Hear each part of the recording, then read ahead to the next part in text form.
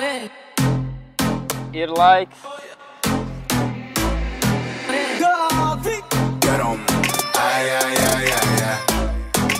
Ir laiks.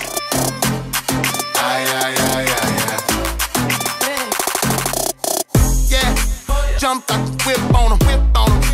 You know how I get, homie. I'm too sharp for these dub brothers. Too smooth for these. Kam ir vajadzīga lielāka ticība? Ateistam vai teistam? Teists ir tas, kurš atzīst Dievu esamību, un ateists ir tas, kurš noliedz Dieva esamību. Diezgan vienkārši. Sākumā es gribu parādīt, ka ir patiesība. Protams, varbūt mums tas liekas diezgan loģiski. Loģiski ir patiesība. Mēs zinām, ka ir patiesība, un tas ir Dievs. Bet par brīnumu mūsdienu kultūrā, postmodernismu kultūrā cilvēki uzskata, ka tev var būt tava patiesība, man var būt mana patiesība, kad absolūta patiesība nemaz neeksistē. Bet ir ļoti viegls veids, kā katru viņu šo argumentu, ka viņi runā pret patiesību, pavērst pret viņu, jo tu nespēji, tas nav iespējams argumentēt pret patiesību, tādā veidā nepierādot patiesības esamību. Tātad pirmā lieta, ko cilvēki saka, ir, ka nav tāda lieta kā pilnīga patiesība. Un šo ļoti viegli ir pagriezt pret viņiem, ir pajautāt, vai tas ir pilnīgi patiesi. Ja kāds tavs to saka, jo viņi šo teikumu jau parāda, viņi pasaka, man ir pilnīga patiesība, sakot, ka nav pilnīgas patiesības. Tātad šī nav pilnīga patiesība, un tas ir dubult negatīvs, kas saka to, kad ir pilnīga patiesība. Tātad nākamais, ko mēs esam ļoti bieži dzirdējuši, it īpaši es esmu dzirdējis, kad saka, kad pēc ilgas debatas beigās cilvēks pasaka, labi, tas ir patiesi priekš tevis, bet tas nav patiesi priekš manis. Katram ir savu patiesību. Bet te varbūt šis nedaudz sarežģītāks, kuru pagriezt, bet tik un tā. Mēs sakam, vai tas ir patiesi priekš visiem. Jo tad, kad mēs pasakam, kad viņš pasaka, tas ir patiesi priekš tevis, ne priekš manis, un tas ir pateiks priekš visiem, tad viņš pasaka, ka ir patiesība, kas ir priekš visiem. Un tas ir pateikts priekš tevis, bet nav priekš manis. Bet sakot, ka tas ir patiesi priekš tevis, bet ne priekš manis. Wow. Viņš apgāž savu teikto, kas beigās pierāda to, ka ir tomēr patiesība priekš visiem. Ka nav tavu patiesība, man patiesība. Kad mēs pieņemsim ieejam bankā, mēs jau nesakam, iedodiet man 1000 eiro. Viņi tev banķieri atbild, tev tikai 10 evriki bankomātā. Tu saki, bet tā ir tava patiesība, man ir savu patiesība, ne? Un tad iedomā tos 1000 eiro. Bet jā, patiesība ir, un tā ir absolūta, un no tās nevar izbēgt. Jo tas, ka mēs ticam kaut kam, tas nepadara to patiesu. Daudzi kristieši ir tāds pētījums, daudz, kam viņiem prasa, kāpēc jums šķiet, ka Bībele ir patiesa. Kāpēc jums šķiet, ka Bībele patiesa? Lielākā daļa atbild, tāpēc, ka es tam ticu. Bet tas, ka tu tici kaut kam, tas nepadara to patiesu.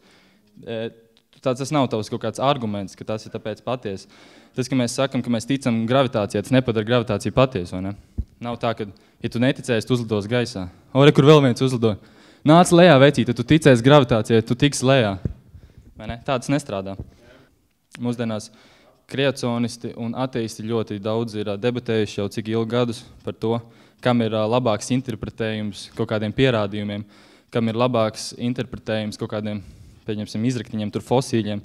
Bet problēma ir tajā, kad ateisti, teiksim, ka viņi pieiet, pirms viņi vispār tiek līdz fosīļiem, līdz tiem pierādījumiem, viņi jau pirms tam ir galvā ieņēmuši domu, jeb tādu nostāju, ka Dievs neeksistē, un lai arī ko es darītu, es viņu jau tā kā, es mēģināšu, lai visu, ko es darītu, es mēģināšu viņu eksistenci noraidīt. Tā kā viņi pieiet pie fosīļiem, ko es varu izdarīt šo fosīļiem, lai noraidītu Dieva eksistenci un pierādītu savējo.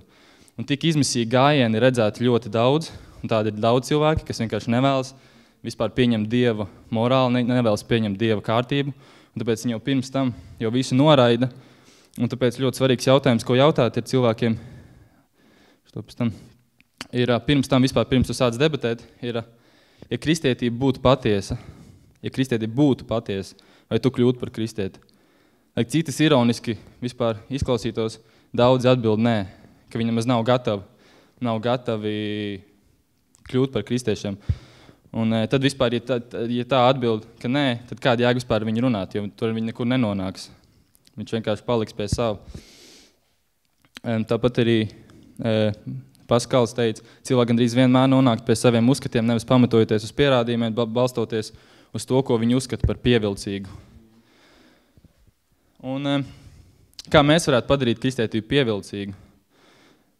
Pētera 1 vēstule 2.12 saka, dzīvojiet krietni, godīgi, pagānu starpā, lai tie, kas jūs aprunā kā ļaundarus, redzētu jūs labos darbus un pagodinātu Dievu piemeklēšanas dienā. Mēs varētu vienkārši būt par piemēriem un būt drošiem savā, nebūt tādiem, kad kāds tev prasa, kam tu tici, saka, Dievam.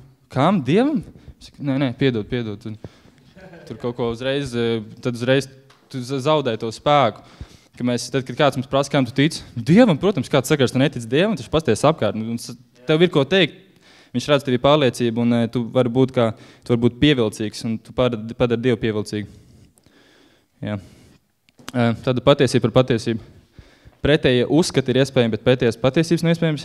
Tu vari ticēt, ka viss ir patiesi, bet viss nevar būt patiesi. Tu vari ticēt, ka zeme ir plakana, bet viņa ir apaļa. Tas to nepadara patiesu. Un objektīvas patiesības esamību nevar noliegt, vispirms nepierādot, ka tā ir. Tagad mēs iziesim cauri 3 argumentiem, lai pierādītu teista Dieva esamību. Un teista Dievs ir Dievs, kurš radīja visumu, un kurš uztur visumu. Kurš nav tikai kas rāda un aizgāja projām, bet viņš uztur un kontrolē. Tātad pirmais mums būs sākumā, mēs runāsim par sākumu.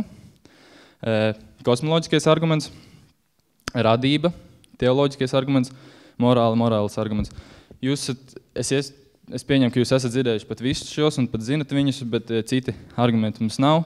Bet tikai vienīgais, kas tas ir augus ir zinātne, un ar katru zinātnes pieaugumu šie argumenti kļūst arvien stiprāki un stiprāki. Tātad, Big Bang.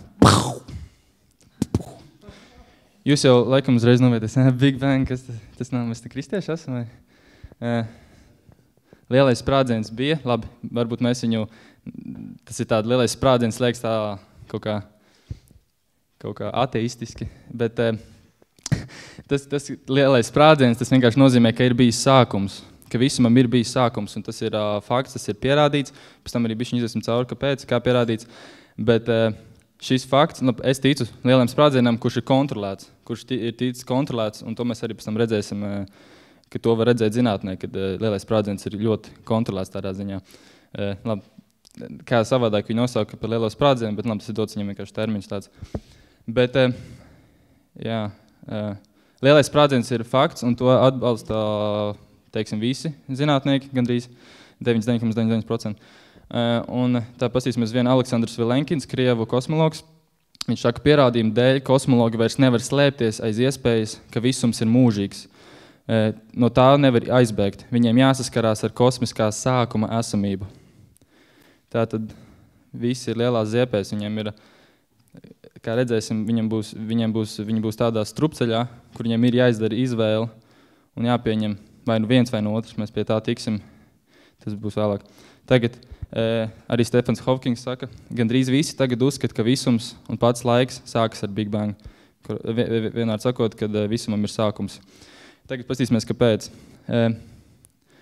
Otrais termodinamiskais likums, kas pasaka, kad enerģija kļūst arvien mazāk. Kad mēs izsīkst enerģiju visumā, tas nozīmē, ka kādreiz viņa bija ļoti daudz, līdz pat pilnībai, un tagad viņi kļūst arvien mazāk. Un kļūst arvien lielāka tā neizmantojamā enerģija. Tātad līdz ar to visums nevar būt mūžīgs, jo tad jau sen būtu izbeigusies mums tā enerģija. Otrais ir visuma paplašināšanās, kur pēc Einsteina relativitātes teorijas zinātnieki atklāja, ka visums paplašinās, zvaigznes attālinās viena no otra, kas nozīmē, ka attēlā laikā pirms tam viņi bija arvien mazāk līdz pat mazam punktiņam, kas ir sākums. Mums nevaram iedomāties, cik mazs punktiņš. Bet viss paplašanās un līdz ar to visums nav mūžīgs. Arī fona radiācija, background radiācija, kas ir vienkārši no lielās sprādziena radiācija palikusi un, protams, pamats Einsteina relativitātes teorija. Es tur sīkumos neiešu, bet visumam bija sākums. Tātad, visam, kas sāk eksistēt, ir cēlonis, vai ne? Visam, kas sāk eksistēt, ir cēlonis. Visums sāka eksistēt, kā mēs tikko to noskaidrojām, līdz ar to visumam ir cēlonis. Un tas ir fakts, ka visumam vajag kaut kādu cēloni. Un tas arī ir tas lielais strupceļš. Jā. Un šis cēlonis, šim cēlonim jābūt ir obligāti, viņam jābūt ir bezgalīgam, mūžīgam un nemateriālam, jeb garīgam. Kāpēc? Jo šis cēlonis radīja materiālu, laicīgu un ierobežotu telpā, vidi. Jā. Tātad tas, kas ir ārpus, viņam jābūt ir mūžīgam, bezgalīgam, nemateriālam, visam, kas ir pretēji šim visumam. Un ir 2 varianti. Vai nu neviens radīja kaut ko no nekā, vai nu kaut kas radīja kaut ko no nekā. Kam ticēt ir saprātīgāk? Protams, arī otrais liekas tāds, kāds radīja kaut ko no nekā, bet tas vismaz ir brīnums. Ir brīnuma darītājs. Kāds, kas radīja kaut ko no nekā. Otrs nav ne brīnuma radītājs, nav nekas, vienkārši ne no kurienes, ne no kā radās. Un, kad mēs sakam ne no kā, pamēģiniet iztēloties neko, nekas, kas ir nekas. Mēs uzreiz iztēlamies kaut kādu melnu, varbūt kaut kādu aiztosot acis, varbūt kaut kāds gaiss, varbūt vakums, varbūt mēs iztēlamies neko, bet tas jau ir kaut kas. Aristoteles ļoti labi pateica, man tas ir labākais definīcijas vārdam nekas. Nekas ir tas, par ko akmeņi sapņo. Tas ir tiešām, man liekas, labākais. Tagad pamēģini iztēloties, par ko akmeņi sapņo. Ne par ko. Un tas ir tas labākā definīcija, kas ir, man liekas, nekas. Un kam ir saprātīgāk ticēt? Akmeņiem, jā. Šim pirmajam vai otrajam variantam. Man pietrūks ticības, lai ticētu, ka ne no kā radījās kaut kas, jo tad jau mums ir jāuztraucās, ka tagad pēkšņi ne no kurienes uzrādas kaut kāda plēsīga koala un es nezinu, pārdanko man pāri tā kā porziņas. Ja? Es nezinu.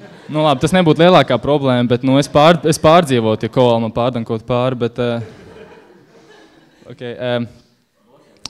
jā, bet mēs tomēr, es nezinu, ejam uz pizzeriju, mēs negaidām mājās, ka pēkšņi parādīsies pizza ne no kurienes, vai ne? Tātad tas bija ātri izejot cauri kozmoloģiskiem argumentam, ejam tālāk teleoloģisko argumentu. Teleos ir no grieķu valodas mērķis, uzdevums, un šis arguments parāda, ka mūsu zeme, mūsu visums ir tik kompleks un tik precīzs, kad līdz pat tur nav tāds cipars īsti nepastāv. Tas ir nereāli daudz nulēm. Nereāli daudz, tas ir zinātnisks termins.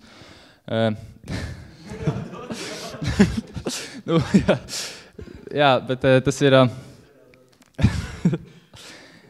jā, tā iespējamība, visi tie konstanti, tie apstākļi, ja kaut viens no viņiem būtu izmainīts, mēs pēc tam pastīsimies, cik minimāli uz vienu vai uz otru pusi stiprāks, vājāks, tur vairāk, mazāk, tad neeksistētu ne dzīvība, ne zeme, vai arī neeksistētu visums, vai arī, kā mēs tūlīt redzēsim, visums sarautos atpakaļ uz sevi un nekas neeksistētu.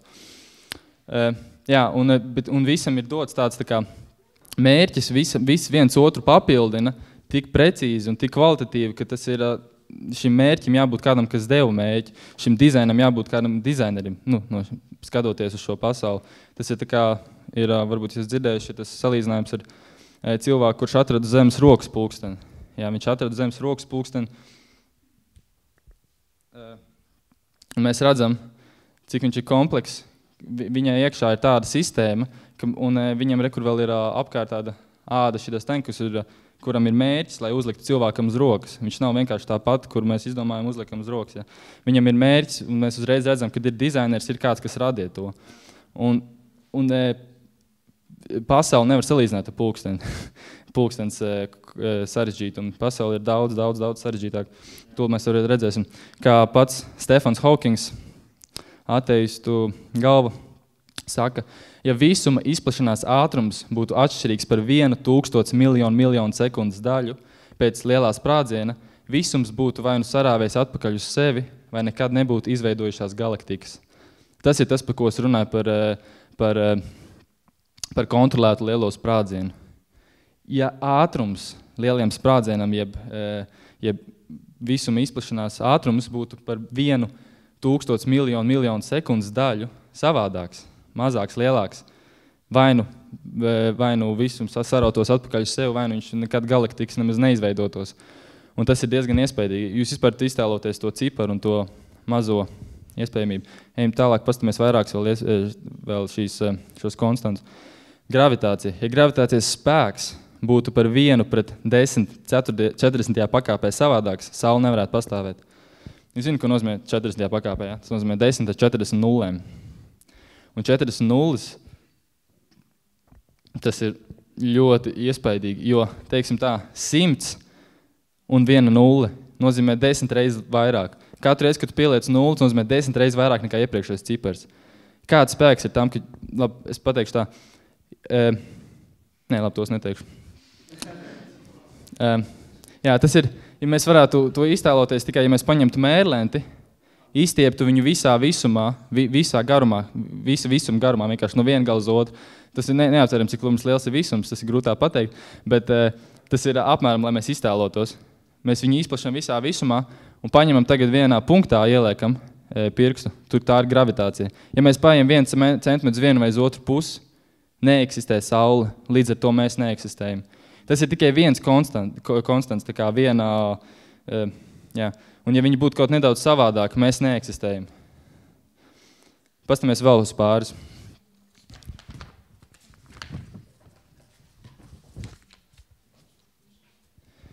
Ja Zemes slīpums būtu nedaudz, ja tas slīpums, kādā viņš griežās, būtu nedaudz uz katru pusi, mēs arī neeksistējam, dzīvība neeksistē Zemes. Ja Mēnesis būtu lielāks vai mazāks par šo ciparu 3476 km, mēs neeksistējam. Ja viņš būtu nedaudz tālāk vai tuvāk no Zemes, viņa orbitas, mēs neeksistējam. Ja skābeklis atmosfērā nebūtu 21%, būtu 25%, uz Zemes pēkšņi sāktos random,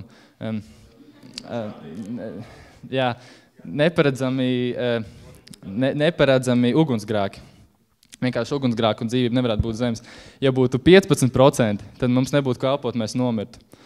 Ja ogļu dioksīds būtu arī lielāks vai mazāks par to, kāds viņš ir, mēs neeksistējam. Ja lielāka kodola enerģija būtu lielāka vai mazāka. Kodola enerģija ir tā, kas satur neutronus atomā, kas ir no kā viss ir, principā, no kā viss ir veidots. Tad mēs arī nekas nespēja eksistēt. Viņš ir ļoti precīzs cipriņš. Ja Zeme būtu nedaudz tuvāk vai tālāk no Saules, līdz ar to mēs vai nu nosalstam, vai nu sadegam.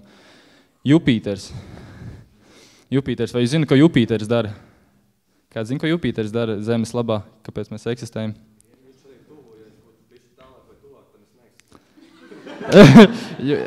Tu sāc saprast rītmu, bet šoreiz netrāpīja. Neviens nezina? Ļoti labi, viņš labi izskatās, ejam tālāk. Nē, Jupīters ir vispār ļoti mums vajadzīgs, tāpēc, ka viņš uzsūc visus meteorītus, kas būtu ietriekušies Zemē, viņa gravitācija, viņa vietās. Redzēt šos punktus, kas ir tur tādi melni plankumi? Tas īstenībā ļoti proporcionāli uzlikts. Tie plankumi ir tieši tik lieli, cik Zeme. Un ja nebūtu Jupīters, tie meteorīti būtu notriekuši vienkārši Zemi, noslaucījuši no Zemes virsmas, nevar teikt, noslaucījuši no visuma. Paldies, Jupīter, tev tiešām. Un tagad paskatīsimies ātri uz proporcijām, kādas ir Saules sistēmā. Rekur ir lielais Jupīters, rekur mazā Zemīte. Un tur vispār plutiņš maziņš tāds. Rekur tagad ir Saule, salīdzinājumā ar Jupīteru un tālāk Zeme vispār tur gandrīz neredzam. Un Pluto tur vispār var redzēt, nezinu. Un rekur tālāk, redzēt Saule, kreisajā apakšējā malā. Salīdzinot ar kaut kādām viduvējām zvaigznēm. Tās pat nav tuvu lielākās zvaigznes, kādas ir mūsu planētā. Un attālums starp zvaigznēm ir 50 triljoni kilometri. Iztēloties, un tas attālums, ja būtu savādāks, iztēloties, kas notiktu. Visums arī nespēja funkcionēt tā, kā viņš funkcionēja. Ja attālums starp zvaigznēm būtu savādāks. Rekur pāris bildīte tīri vienkārši ar parasto Edgara kameru, fočēt, teiksim, un te ir bildīte. un tā otra bilde ir ar advancētu HCT, tur to objektīvu kameru. kur var redzēt tās zvaigznes. Kāds zina, cik daudz zvaigznes? Cik daudz zvaigznes ir? Īstenībā tikko bija jauns pētījums un tāds... Gandrīz. Zini, cik daudz zvaigznes ir? Tagad ļoti precīzi noteica. Tik, cik Abrahamam bērni.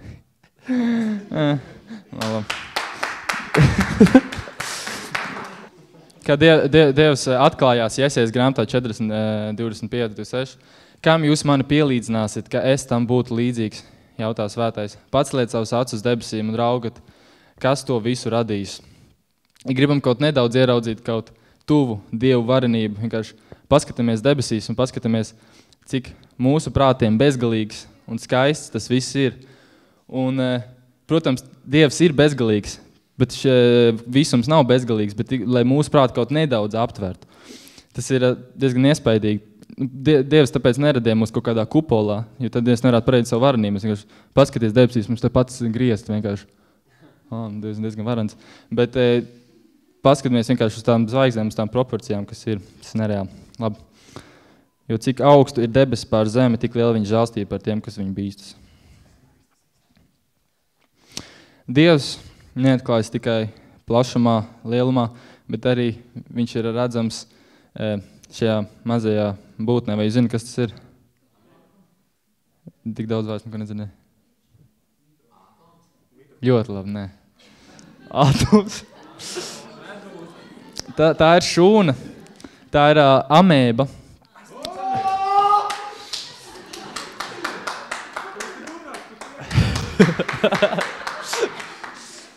Jā, tā ir oficiāli visvienkāršākā dzīvības forma, visvienkāršākā dzīvības forma, no kā mūsu draugs Darvins,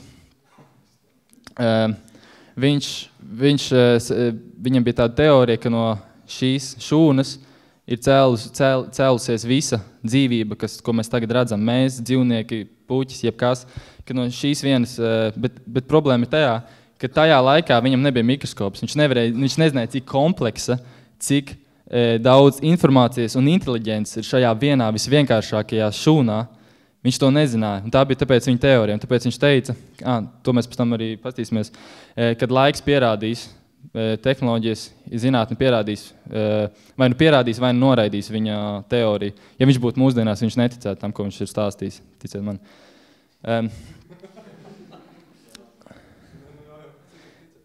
Jā, tagad mēs bišķiņ pastīsimies, lai salīdzinātu. Tagad būs tāds salīdzinājums. Amerikā ir diezgan populāri tādi alfabīts, tādi brokas pārsli, kur ir burtiņi. Un teiksim, mēs tagad no rīta nākam lejā, un pēkšņi ieraugam virtuvē, mums uz galda izbrušas ir šīs alfabītas brokas pārslis. Mēs pieejam klāt un paskatāmies, tur rakstīta informācija. Tur ir tā kā izveidojusies burtu. Alfabīts are yummy, tā kā alfabīti ir garšīgi. Un ko mēs domājam, ja mēs tiešām noticētu, kad kāds netīšām apgāza un kaut kādā nejaušības gadījumā izveidojās kaut kāds uzraksts, kas mums pavēstie vēsti, kad alfabīts are yummy. Vai arī mēs secinām, ka kāds no rīta bija nonācis un uztaisījis to uzrakstu. Kas ir loģiskāk? Jo šitā ir informācija, tā ir vēsts. Un aiz vēsts vienmēr ir vēstnesis, kāds, kas kaut ko vēsta, kāds, kas dod šo informāciju. Un tāpat ir arī ar DNA. Zinu, kas ir DNA, es ceru. Un DNA ir visās dzīvās būtnēs, tas ir pat banānā. Banānā ir DNA. Tāpat arī šajā amēbā ir ļoti kompleksa DNA sistēma. DNA ir, var teikt, kā kods, kā programma. Un līdz ar to, ja ir kāda programma, jābūt arī programmētājiem, kas ieprogrammē, jo neviens nespēja izskaidrot, kāpēc kaut kas tāds vispār, kā var kaut kas tāds rasties. Ir četras dabas stihijas. Ļoti labi. Dabas likumi, bet spēki. 4 dabas spēki, vai zināt, kas te tāda ir? Gravitācija, vējš. Tu šodien rulē. Gravitācija, elektromagnetiskie enerģija un lielais atomu lielais kodolspēks, mazais kodolspēks, atvainojos. Jā, un šie četri principi rāda visus likumus, kas ir mūsdienās, mūsdienu zinātnē. Un šie likumi nespēja izskaidrot, kā kaut kas tāds var rasties. Tas ir pielīdzināms, tā ir vēsts, un līdz ar to jābūt kādam vēstnesim.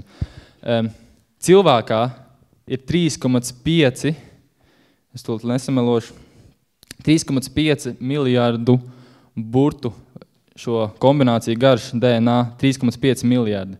Tas ir mūsu katru DNA, kurš jau mums ir kopš DNA, ak šausmas. Jā. Jā. Paldies. Jā. DNS, jā. Jā, tātad mūsos ir tik komplekss šis kodeks, kurš nav iedomājams nekur, tas ir tāda informācija. Un kā jums šķiet, cik liela informācija ir iekšā vienā amēbā, vienkāršākajā dzīvajā būtnē? Kas 3000? 3000 informācijas. Ļoti tuvu īstenībā, 3 reizes mazāk, 1000 enciklopēdijām pielīdzināts. Informācija visvienkāršākajā dzīvajā būtnē ir pielīdzināma 1000 enciklopēdijām. Tas ir diezgan iespaidīgi. Un Richards Dawkins, zināt, kam viņš tic? Ka šo amēbu, šo pirmo dzīvo būtni, šo dzīvību ir atveduši cipelnietieši. Tagad bišķi parunāšu par mikroevolūciju un makroevolūciju, par vispār evolūciju. Es ticu evolūcijai, bet mikroevolūcijai. Mikroevolūcija ir tas, ko mēs varam redzēt, tas, ko mēs varam izpētīt kā cilvēki. Mēs varam to izpētīt. Makroevolūcija nav iespējams pierādīt. Mikroevolūcija ir kaut kāda maiņa, teiksim, knābjos, kā Dārvins, mūsu draugs Dārvins, ir to izpētījis, tā ir maiņa, kaut kādos, knābos, kas pielāgojas situācijai, bet makroevolūcija ir maiņa veidos, dzīvnieku veidos, no rāpuļu uz putnā vai no mazās amēbas līdz pat cilvēkam. Ja? Tās ir vislielākās muļķības, un ateisti ir... Kas? Un ateisti ir mēģinājuši to, mēģināt to pierādīt, bet viņiem nav izdevies. Un viņu izmisīgie centieni ir nākuši gaismā, un es tos arī tūlīt vēlāk bišķiņ parādīšu. Tās kļūdas, labi. Jā. Tad lielais jautājums ir, kur ir pārējais fosīļi. Es to vairāk paskaidrošu. Tik izlasīšu, ko Čārls Dārvins mums teica. Kāpēc? Viņš pats atzīst savu problēmu. Viņš atzīst, kad ir problēma jau tajā laikā. Viņš saka, kāpēc katrs ģeoloģisks veidojums un katrs slānis nav pilns ar starpposmiem? Ģeoloģija bez šaubām neatklāja nekāda veida smalki diferencētu bioloģisku ķēdi. Un tas iespējams ir vissmagākais un acīm redzamākais iebildums pret manu teoriju. Viņš to pats atzīst. Bet viņš cer, ka ar laiku, kad zinātne augs un atradīs arvien vairāk šos fosīļus, ka tas pierādīs viņa teoriju vai arī noraidīs. Viņš to pats atzīst. Un ko es domāju, un ko viņš un es domāju šo pārējais fosīļiem ar šiem starp posmiem, ir dzīvnieks viens, kuram atrod konkrēts fosīļus, kurš vienkārši ir, kuram ir fosīļi, un ir dzīvnieks divi. Viņi izskatās varbūt līdzīgi, vai viņi vismaz grib, lai būtu kaut kāda pārēja tur, tad viņi uztais teoriju, kad iespējams, ka dzīvnieks viens ir pārgājis dzīvniekā divu. Bet problēma viņiem ir tagad tāda, ka viņiem nav šo starposmu. Teiksim, mums ir āpulis, mēs gribam tikt putnā. Mums nav šie starposmi, kur viņš aug par putnu. Mums nav vispār nekādi fosīļi, nekādi pierādījumi, lietojumi pierādījumi. Ir pāris neveiksmīgi interpretējumi, kurus mēs tūlīt arī atmaskosim pāris, bet nav mums šie pārējais. Tad viņi mēģina šo pārējais fosīliju atrast, bet kaut vai viņi atrod vienu kaut kādu, tas tāpat tikpat labi ir vienkārši atsevišķs dzīvnieks, jo vēl joprojām starp viņiem nav pārējais fosīļi, jo šis laika posms ir miljonus gadu pēc viņa domājuma. Es tagad nedebatēšu par to, cik zeme ir vāc, tas nav tagad svarīgi, bet teiksim miljonus gadu, un miljonus gadu laikā nav atrasti šie starp posmi, ir gatavi dzīvnieki. Gatavi dzīvnieki gatavos laika posmos. Bet viņi, protams, cenšas šos pārējais fosīļus, jo tas ir vienīgais, ka viņi mēģina saglābt šo evolūcionismu, viņi mēģina saglābt. Jā. Tas nav svarīgi, tas ir tiešām svarīgi. Tātad šis ir viens no zināmākajiem fosīļiem, ar ko viņi mēģina parādīt, ka rāpuļi ir pārveidojušies par putniem. Šis ir putnveidīgs radījums, kuram ir rāpuļa iezīmes. Teiksim, kuram rokās ir spīles, kā viņš sauc. Bet mūsdienās ir tāds putns, es nesaku, ka tas ir viņš, bet es teiktu ļoti līdzīgs. Viņam arī kā bērnam, ka viņš aug, viņam ir pie rokām spīles, viņam arī ir tāda veida deguna izliekums. Es nesaku, ka tas ir viņš, bet tas ir tikai interpretējums kaut kam. Un starp šo viņa interpretējumu un, teiksim, rāpuli vēl joprojām nav izteiksmīgi pierādījumi, un ja ir, tie arī ir apšaubām. Labi, šis ir tāds, ka tīri kaut kādā līmenī būtu pieņemams. Bet ejam tālāk. Šis ir vispār smieklīgs gadījums. Šīs zivs arī bija starp posms, ļoti, ļoti viņiem svarīgs starp posms, starp rāpuli, zivu un tur tā tālāk. Bet viņš arī bija tika iekļauts ļoti daudzās grāmatās, bioloģiskās grāmatās un jau kā fakts, evolūcijas fakts, līdz vienu dienu cilvēks atrada tieši to zivu.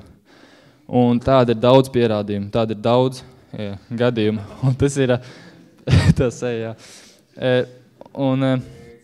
Un tas ir diezgan neveikli. Kā viņi jau ieliek tos kā faktus, un vispār fakts, ka mēs jau vispār nezinām, kas vispār tur zem zemes notiek. Mēs atklājuši, cik tur procents, tikai kaut kāds 10%, neatceros, jūras dzīvnieku. Bet labi, šis parādīs, cik liela mākslinieki viņi ir. Redzam apakšējais skeletons, kurš ir, tas ir tas, ko viņi īstenībā atrada. Tos skeletu daļas, tās kaulus, ko viņi patiešām ir atraduši. Tas sarkanā daļa ir tas, ko viņi atrada 5 metrus augstāk, un tā tālāk, bet ar kur viņi uzzīmējuši tādu, izveidojuši tādu izveidojuši tādu skeletu. Labi, tas ir diezgan vēl pieņemami, tur kaut kas varētu būt savādāk, bet teiksim, tas ir pieņemami. Bet tas, ko viņi ir secinājuši, pēc šī mazā informācijas, redzēt, kur kaut kāda ķepa tā kā aizmuguriet, kā kāja, viņi secina, ka tā ir peldēšanas poza, ka tas ir peldēšanas vēziens ar kāju. Līdz ar to viņi uzzīmē šādu zīmējumu, ka tas ir starpnieks starp vali un rāpuli. Un tas ir viss, ko viņi ir atraduši priekš viņa. Un pastīties, kā viņi, tūlīt būs vēl smieklīgāks gadījums. Viņi vienkārši ļoti labi mākslinieki. Kur viņi atrada ne visu galvas kausu, tikai augšējo daļu, tas, kas ir tumšs pelāks, un tur pie zobiem. Tas ir viss, ko atrada. Skaties, kādu zīmē viņi uztais. Un tas nav pārspīlējums. Un gadi gāja, tika atrast vairāki pierādījumi, un beigās izrādījās, ka tas ir tāds dzīvnieks, kurš eksistēja. Un jā, tas ir tā, kā viņi darbojas, cik izmisīgi viņi mēģina sabāzt iekšā tos visādus pierādījumus un sazīmēt tik daudz jau un uzreiz jau publicēt visu, likt grāmatās iekšā, likt skolas sistēmās, ka tas skalo smadzenes. Un ja kāds tev saka kaut kādus tur starposmu pierādījumus, to var māt ar galvu, ok, bet pēc tam aiziet mājās pazīties, kas tiešām ar viņu notiek. Jo runāt var daudz, bet cik man laiks ir? Es nezinu, šitam, labi, es ātri iziešu cauri šitam. Tātad žirafa evolūcija ļoti interesanti. Interesanti. Šis princips, ko es pateikšu, arī strādā vairākiem ļoti daudziem dzīvniekiem. Tas ir, tātad viņi uzskata, ka žirafa ir cēlusies no šī dzīvnieka Cantumeriksa. Es nezinu, kā latviski, bet, teiksim, Cantumeriks. Tā nav stirna. Bet jā. Stīrnes, teiksim, iedosim vārdu varbūt viņam. Armands, teiksim, no Armanda. Bet problēma ir tāda, ka evolūcija neplāno. Evolūcija nav kaut kāds kaut kāda lieta, kas plāno uz priekšu kaut ko. Viņi nespēja plānot, viņi tikai pielāgos, viņi reaģē uz apstākļiem, uz dabu, uz laiku. Bet problēma ir tajā, kad viņam sirds ir tik stipra, cik viņi ir. Ja viņam, teiksim, kad ir iespējams, ka viņš... kāpēc viņam vajag garu kaklu, ir tas, ka viņam pēkšņi, viņi saka, ka pēkšņi uz zemes vairs nav ko ēst, un tāpēc viņš redz kokos, un viņam gribas dabūt kokos. Un gadu laikos viņš var teikt stiepies pēc tā, un viņam ir lēnām izaudzis kakls līdz kokiem. Un līdz ar to viņš ir tāds ar garu kaklu. Bet kur ir problēma tajā? Ļoti acīm redzam, ka viņam sirds ir tik stipra, cik ir. Bet, lai būtu tik garš kakls, viņam sirdī ir jābūt daudzreiz stiprākai, lai varētu asini piegādāt līdz smadzenēm. Bet problēma tajā, ka evolūcija neplāno. Viņi nevar izdarīt divas lietas reizē vai uzkačāt stiprāku sirdi, lai pēc tam varētu izaudzēt kaklu. Viņi nespēja, viņi nevar izdarīt kaut ko pirms tam, lai pēc tam izdarīt kaut ko citu. Labi, teiksim tā, viņam sāk kaut kakls, vēl sirds iztur, un tad tas brīdis, ka tālāk vairs nevar. Ja viņi pastiepjās, visi viņi noģības. Es pieņemu, ka tas laiks, ka viņi ļoti daudz ģība tajā vidu vecumā, tīņa vecumā. Bet grūts periods. Bet, teiksim, tālāk posms vairs nav iespējams. Tālāk vairs nevar tikt. Viņi nevar tagad uzkačāt stiprāku sirdi, lai iet vēl tālāk. Tas vienkārši nav iespējams. Labi, stāti. Un tad, kad, teiksim, viņi tagad ir kaut kādā veidā dabūjuši to lielo kaklu no šī Armanda, un tad viņi grib padzerties. Viņi noliecas, lai padzertos. Visas šis spēks no sirds tagad viņiem iet taisni lejā, jo vairs nav nekādas pretestības, gravitācijas pretestība. Iet uz leju un sašķēda smadzenes. Viņš nomirs. Viss. Jā, bet tā nav, protams, žirafa ir eksistē. Kāpēc? Tāpēc, ka viņai ir kompleksa sistēma, kas sastāv no vairākām daļām, kas absorbē šīs asinis, ka viņas iet uz leju, lai viņas neiet tādā spēkā, lai viņas var teikt, kontrolē šo spiedienu. Un šo evolūciju atkal nespēja ieplānot pirms tam. Viņi sastāv no vairākām daļām, kam būtu, var teikt, jābūt reizē, var teikt, radītām reizē. Visām reizē. Viņi nevar izdarīt, to sauc par peļu slazda principu. Ka peļu slazds ir efektīvs tikai, ka visas lietas ir reizē. Nevar būt tur sākumā iedod vienu daļu, otru daļu, viņi vairs nespēja izdzīvot. Viņiem visām jābūt visām reizē. Tādā veidā. Un, ja, teiksim, viņam izaugs šis kakls, un viņi vēl nav padomājis par to sistēmu, pēkšņi viņš grib padzerties, viņš noliec, nomirst, var teikt, visas tas lielais kāpinājums apstājas, jo viņš tālāk vairs nevar izdzīvot. Ir ļoti daudz, un arī daudzos dzīvniekos, tas ir arī dzeņos, es neskaidrošu tagad, bet arī, kad tas pats princips, ka jābūt vairākām lietām reizē, un evolūcija nevar ieplānot uz priekšu kaut ko darīt. Tas nav loģiski. Tātad esmu izgājis cauri 2 argumentiem, izējuši arī morāls argumentam, kas ir vairāk filozofisks arguments. Tātad, piedodiet par bildi, vai jums tas šķiet, ka tas ir pareizi? Ko jūs redzat? Nē. Tas kad atbild nē, pat ateis, protams, ticēt vai nē, saka nē, pierāda, ka Dievs ir.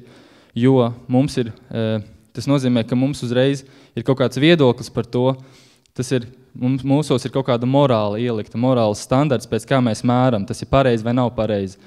Ja nav morāla, ja nav Dievs, tad nav morāls. Tas nozīmē, ka tas var būt ok priekš tevis, tas nav ok priekš manis, kāda atšķirība. Katram ir sava morāla, mums nav tāda lieta kā viena patiesība. Tūlīt sapratīsim to labāk. Kā var zināt, kam ir taisnība? Hitleram vai mātei Terēzai? Tūlīt sapratīsim arī to labāk. Kura ir līdzīgāka Latvijas kartei? A vai B? Stabilā, es domāju, jā. Kā jūs to zinat? Kāpēc? Jēzus. Tas ir tāpēc, ka mēs zinām, ka pastāv tāda lieta kā Latvija. Mēs zinām, ka pastāv nemainīgi perfekta īsta Latvija. Latvijas kārta, viņi pastāv, un pēc tā mēs mēram, kurš ir labāks, kurš ir pareizāks. Tāpat mēs arī mēram, pieņemsim Hitleru un Terēzu. Mums ir šis mērīšanas standarts, un tas ir Dieva nemainīgā morālā daba. Tas ir tas mērīšanas standarts, pēc kā mēs mēram. Ja tādas nebūtu, tas ir tikai mans vai tavs viedoklis, kad, teiksim, rasisms ir labs vai slikts. Es varbūt rasu kādu atšķirību. Ja Dievs neeksistē, tad tas, ko nacisti izdarīja, nebija nepareizi. Ja Dievs neeksistē, mīlestība nav labāka par izvarošanu. Nepastāv cilvēku tiesības, reliģiskie krusta gājieni nebija nepareizi. nevar sūdzēties par ļaunumu problēmu pasaulē, jo tas ir tikai viedoklis. Nav tāds ļaunums, nav tāds labums. Tātad, ja kāds pasaka, ja pasaka, kad ir tāda kaut kas nepareizi, kaut kas tiešām notiek nepareizi, tas uzreiz līdz ar to pierāda Dieva eksistenci. Ļaunums, negodīgums pierāda Dieva eksistenci. Netaisnīgums pasaulē pierāda Dieva eksistenci. Kāpēc? Tad sapratīsim. C.S. Levis, viņš bija ateists, jo viņš redzēja pasauli netaisnīgu esam. Viņš redzēja, ka pasaule ir pārāk daudz ļaunuma, un tāpēc viņš nevarēja nocēt, ka eksistē Dievs, jo Dievs taču neatļaut nekam ļaunam notikt. Un tas ir ļoti, ļoti īstenībā izplatīts arguments arī mūsdienās.